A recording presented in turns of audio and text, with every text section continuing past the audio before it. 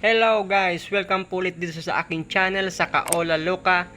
For today's video ay pag-uusapan natin ang isang paraan para maiwasang maipost o mahanap ang ating FB account ng mga Ola agent, para maiwasang maipost sa social media. Pero bago ang lahat, kung bago ka pa lang sa aking channel, huwag mo namang kalimutang mag-like at subscribe at pindutin na rin yung notification bell para updated ka pa sa mga susunod ko pang video. Tara! Sa video ngang ito ay ituturo ko sa inyo ang isang paraan na ginamit ko upang hindi ako mahanap o makontak ng mga Ola agent na mga pangharas.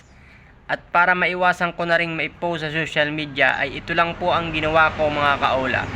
Sundan nyo lang po itong step by step na ito para may apply nyo rin sa sarili nyo at para makaiwas na rin kayo sa mga pagbabanta na ipopost kayo sa social media ng mga Ola agent.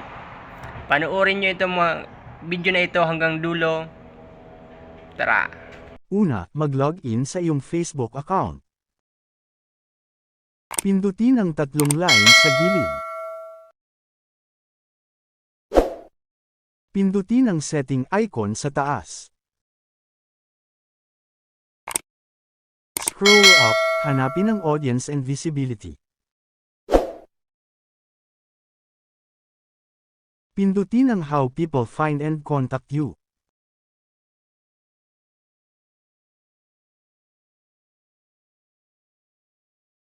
Dito sa Who Can Send Friend Requests, kailangan friend of friends lang ang nakalagay. Dito naman sa Who Can See Your Friends List, kailangan only me lang po ang ilagay. Dito naman sa people with your email address at people with your phone number, kailangan pareho pong only me ang dapat ilagay.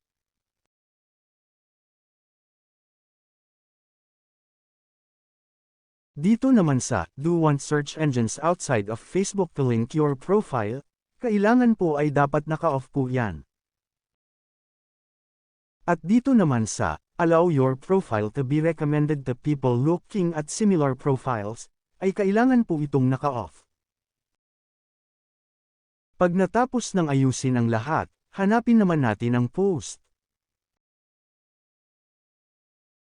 At dito naman sa Who Can See Your Future Post, kailangan nakalagay lang po ulit ito sa only me.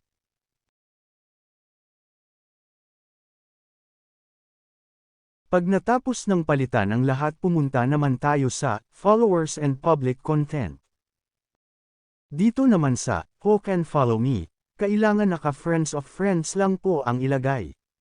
Dito naman sa Who Can See Your Followers on Your Timeline, at sa Who Can See the People Pages and List You Follow, kailangan parehong naka-only me lang po.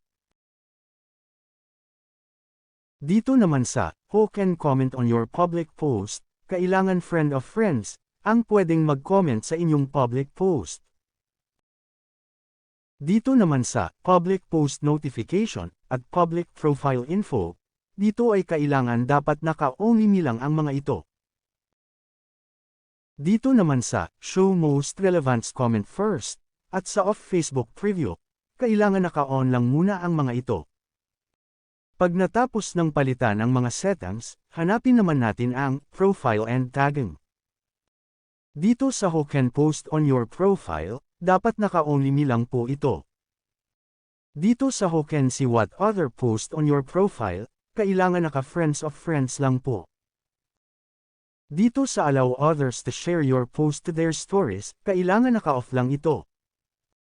Ngayon pumunta naman tayo sa inyong profile information. Dito lahat ay dapat nakaset lang po sa only me ang mga ito. At kung nakatulong sa inyo ang video na ito, huwag nyo naman kalimutang mag-like, subscribe, at pindutin na rin ang notification bells, para updated ka pa sa mga isusunod ko pang mga videos. Marami pong salamat.